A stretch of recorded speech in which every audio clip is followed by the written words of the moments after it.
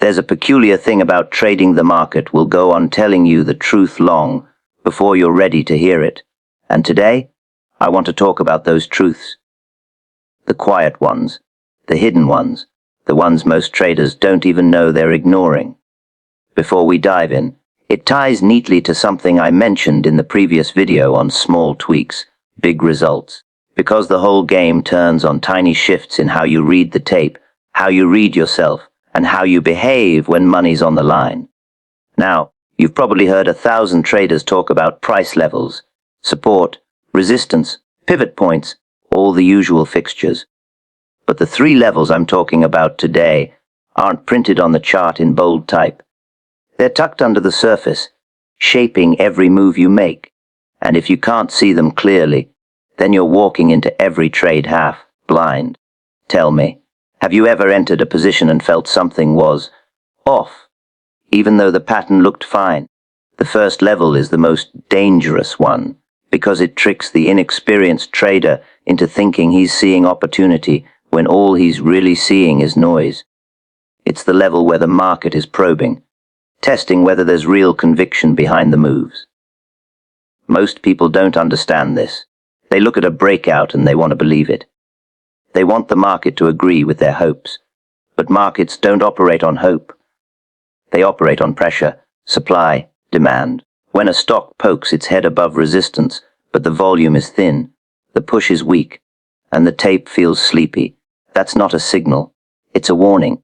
Have you ever been caught chasing that kind of move, thinking it was your lucky day? The second hidden level is the level of intention. Market intention, not yours. Yours doesn't matter. The market couldn't care less about what you want, what you fear, or how badly you need the next trade to work.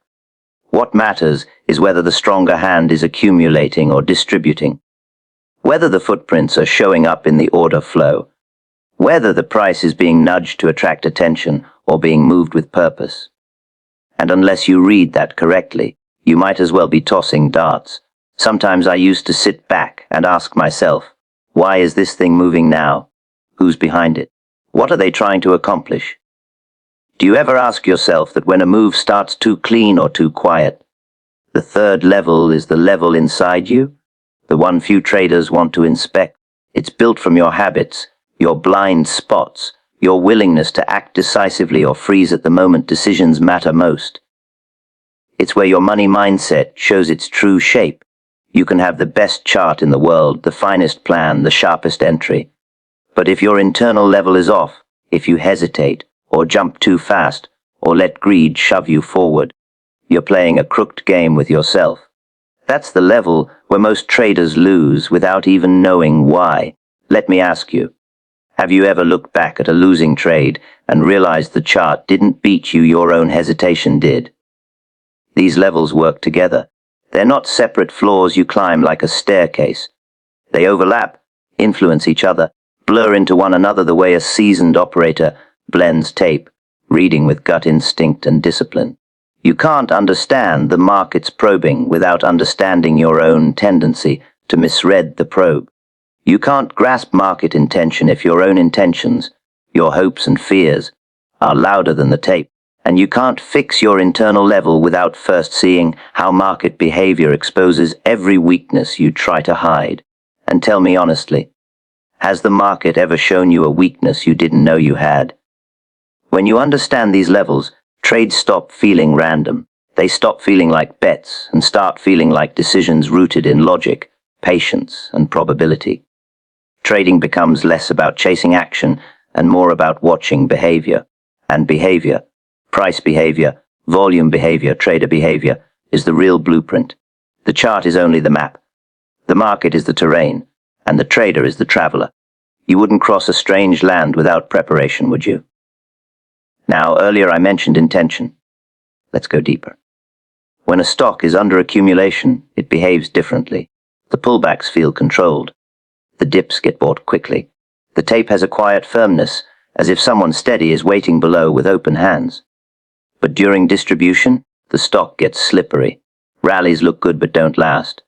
Volume swells at the wrong time. Moves higher feel forced. If you've ever watched a stock struggle to rise, even though the news is glowing, You're watching the second level in action. The smarter money is heading for the exits while the crowd is still applauding. Have you ever noticed how fast a stock can fall once the exit door cracks open? And here's something I want you to remember.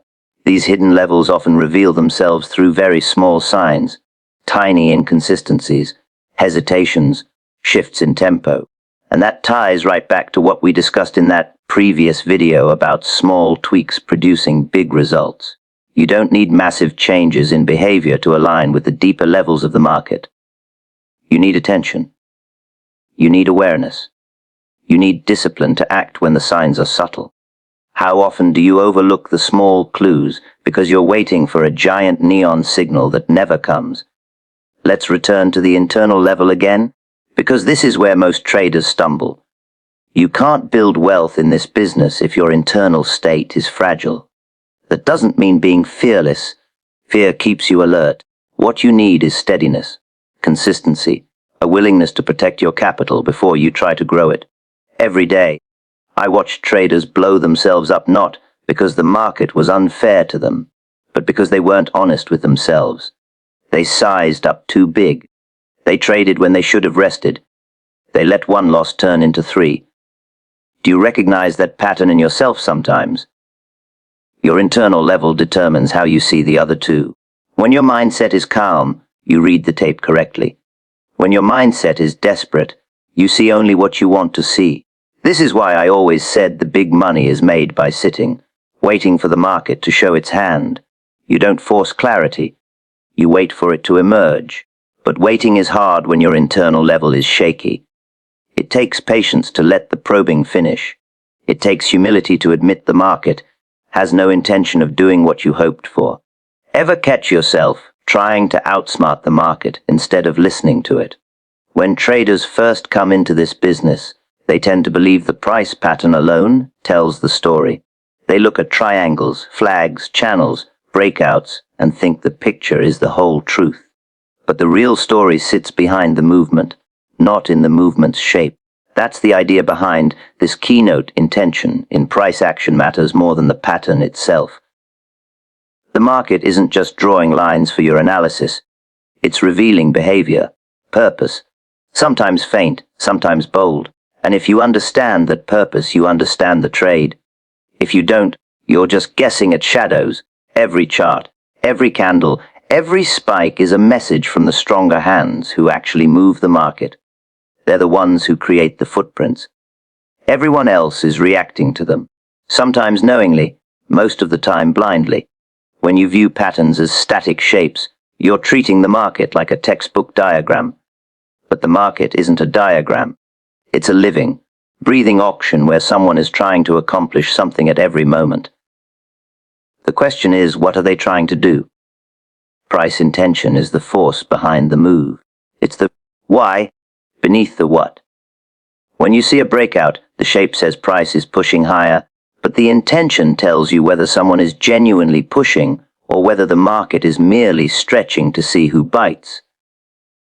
You've seen those fake breakouts, haven't you? The ones that look beautiful for 20 seconds, then crumble like wet paper. A pattern reader sees opportunity. A tape reader sees a trap. The difference isn't the pattern. It's the intention behind the move. To understand intention, you have to study the energy in the price. How did we get here? Was the move slow, hesitant, uneven? Or was it smooth, steady, persistent? Strong intention is rarely frantic. It's usually controlled, confident. Weak intention stutters. It pauses. It looks around nervously, as if unsure whether it should continue. That's how operators reveal themselves without meaning to. They can camouflage their size but not their purpose. And their purpose shows in how the price behaves during transitions, breakouts, breakdowns, pullbacks, retests. Take the common breakout as an example. Two traders see the same thing, price pushing above a level. One buys because the pattern says, breakout. The other waits because the intention isn't clear yet. Maybe the volume is wrong. Maybe the tape is wobbling. Maybe the follow-through is too soft. The first trader is reacting to shape. The second is listening for intention. And more often than not, the second trader avoids a loss while the first one wonders why something that looked so perfect went wrong. Intention expresses itself in the reactions around key levels. When price returns to a level after a breakout, the retest should behave a certain way if the intention behind the move was real. You should see firmness in the pullback, not panic, higher lows rather than sloppy drifts. Buyers stepping in naturally rather than forcing the issue. If the intention was weak, the retest collapses, because there was never commitment behind the original move. It wasn't a real breakout. It was a test, a probe, a lure for eager traders. And if you've ever been caught buying one of those, you felt the sting of mistaking pattern for intention. Another place intention reveals itself is in the way a stock handles news. Strong intention shrugs off bad headlines or uses them to shake out weak holders before continuing in its natural direction.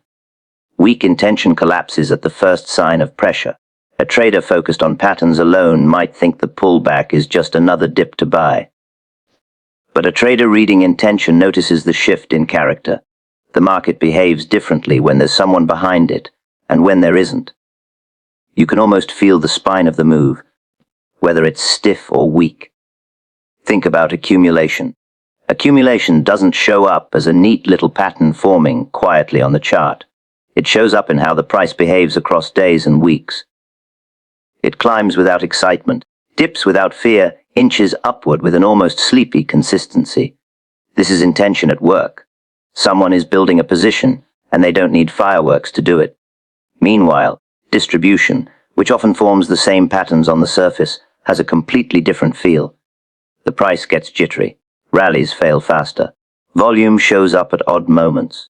A pattern trader might see the same, but the intention is opposite. This is why traders who learn to recognize intention tend to enter fewer trades, but better ones. They aren't hypnotized by the appearance of opportunity, they're searching for the behavior that confirms it. They don't jump at the first breakout candle.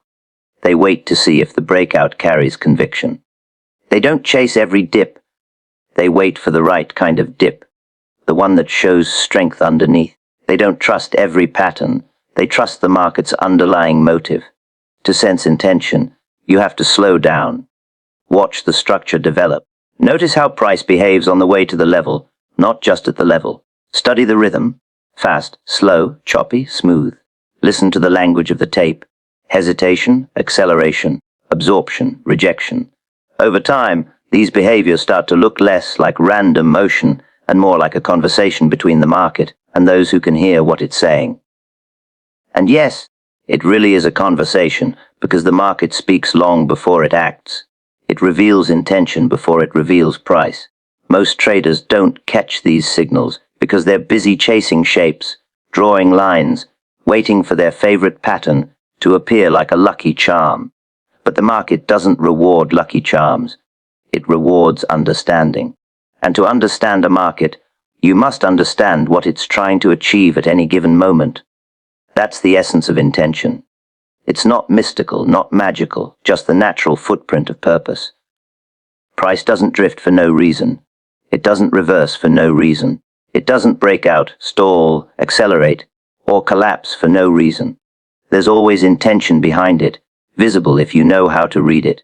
Most traders come into the market thinking the big moves hold all the answers. They chase the dramatic candles, the explosive breakouts, the huge reversals, as if the loudest moves carry the greatest truth. But the truth usually hides in the quiet places, in the tiny shifts that barely register unless you're paying close attention. Small, subtle signals often reveal the strongest levels to respect, and the trader who learns to notice them walks a very different path from the one who waits for only the obvious. The market whispers before it shouts, and those whispers are where the real information lies. The first kind of subtle signal shows up long before price reaches any traditional level. It's in the way the market approaches the area. Most traders only mark a line on a chart support here, resistance there, maybe a trend line across a series of highs. But the market doesn't move in straight lines. It moves with personality. As price travels toward an important level, it starts revealing whether that level has meaning. A strong level causes price to slow down, tighten up, or behave with more caution. A weak level invites price to move quickly, with barely any hesitation. These are small signals, tiny shifts in rhythm, but they hint at whether the level will hold or break. If you've ever seen a price rush straight into a level without pausing, you probably noticed how often it blows right through it. And if you've seen price inch its way toward a level with reluctance, you might recall how often that level acted like a brick wall. Another subtle signal is the behavior of the candles themselves. Not the big dramatic ones, but the small ones, the narrow ranges, the sudden wicks, the quiet pullbacks. Many traders overlook these because they don't feel exciting, but excitement is not information. A tiny wick on a normal candle can tell you more about underlying pressure than a 5-minute explosion can. A series of small, bodied candles forming right under resistance shows tension, pressure, accumulation of interest. And sometimes that's exactly what precedes a powerful breakout, because strong hands often move silently before the crowd arrives. The market leaves clues in these slight distortions of normal behavior, but you have to train your eyes to see them. Volume also speaks in whispers. It doesn't always need to surge to show intention. Sometimes a quiet but steady increase in volume during a slow climb tells you someone is accumulating patiently, trying not to stir attention. Or you may notice volume drying up on a pullback, a subtle sign the sellers are exhausted, even though the pattern looks unremarkable. Most traders wait for explosive volume to confirm a move, but by the time the explosion arrives, the smart money has already taken their position. The subtle volume shift was the real signal. You don't need fireworks to see the truth. You need sensitivity to small changes. Then there's the behavior of retests. Retests are one of the most overlooked areas where subtle signals show themselves. After a breakout, most inexperienced traders expect the retest to hit the exact breakout level like a bullseye, but real markets are rarely that neat. Sometimes the retest hovers above the level, showing strength by refusing to give back too much ground. Other times it dips slightly below, flushing out weak hands before snapping back upward.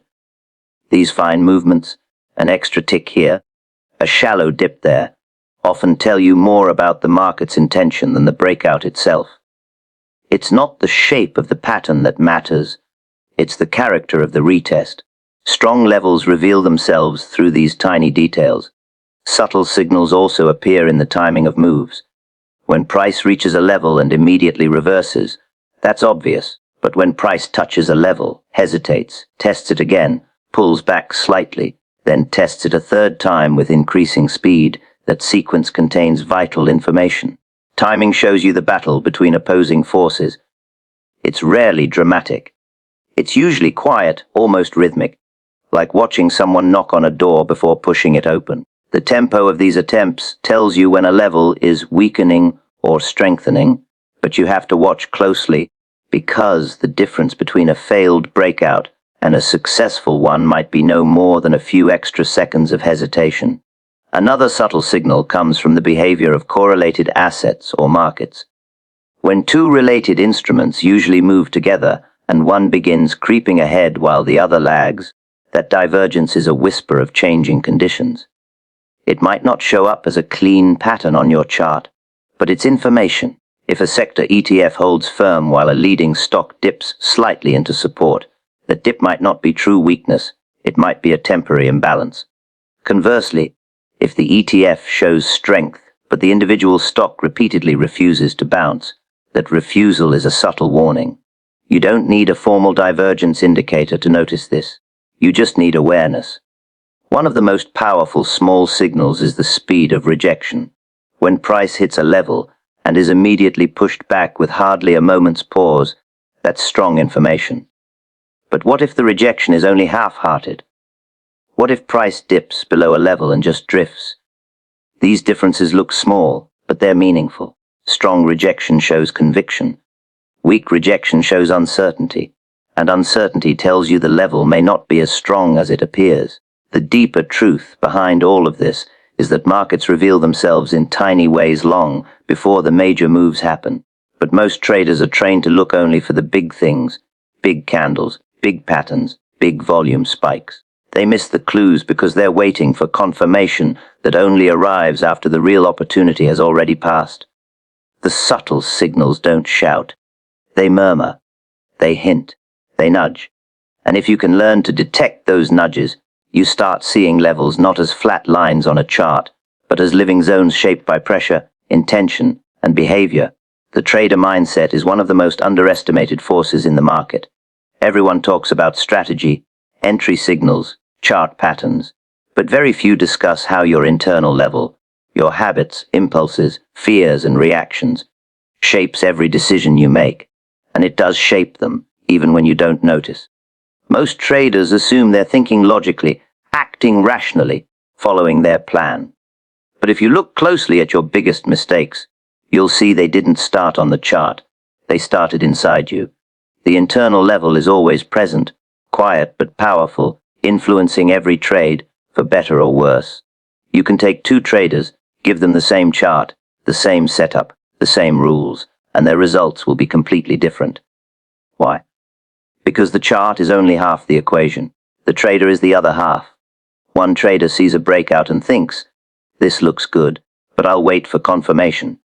The other feels fear of missing out and jumps in without hesitation. Same chart, different internal level. One is calm and disciplined, the other is reactive, and the outcome usually reflects the mindset more than the pattern. Your internal level is built from experience, habits, beliefs about money, and emotional patterns formed long before you ever opened a trading account. If you grew up avoiding risk, the market will feel threatening. If you grew up chasing reward, the market will feel like a playground. If you've been burned before, you approach trades with suspicion. If you've had a good run, you become bold, sometimes too bold. Every trade becomes a mirror of your internal world, and every result reinforces parts of that world unless you actively reshape it. Most traders don't realize how much their self-worth is tied to their performance. A losing trade feels like a personal failure rather than a statistical event. A winning trade feels like validation instead of just part of the process. This emotional connection creates tension. That tension distorts your thinking. Suddenly, you're not trading to execute a plan. You're trading to protect your identity, soothe your ego, or prove something to yourself. When that happens, the internal level overrides your strategy, and you won't even notice until you're already deep in the wrong decision.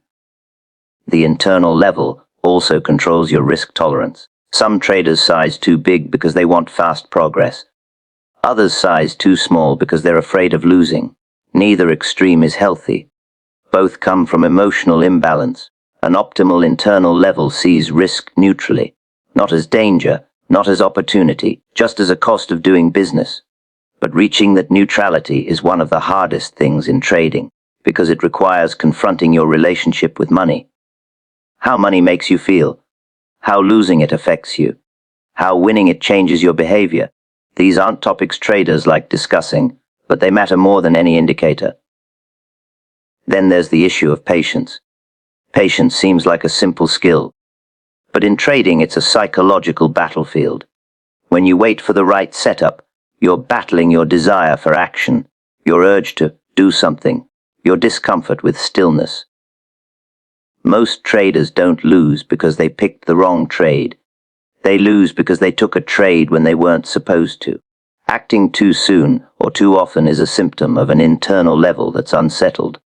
The market rewards those who only act when conditions align, but the internal level pushes many traders into unnecessary decisions. Recognizing this conflict is a major step forward. Another way the internal level shows itself is in how you handle drawdowns. A small losing streak doesn't just test your strategy, it tests your identity. Many traders panic after a few losses and start changing everything: new indicators, new time frames, new setups. But the problem usually isn't the strategy, it's the discomfort of uncertainty. If you can't handle uncertainty internally, you will try to eliminate it externally, even when the market demands that you accept it. That's how traders spiral. Emotion reacts first, logic comes second. Confidence is another part of the internal level that's deeply misunderstood. Real trading confidence doesn't come from winning streaks or big days.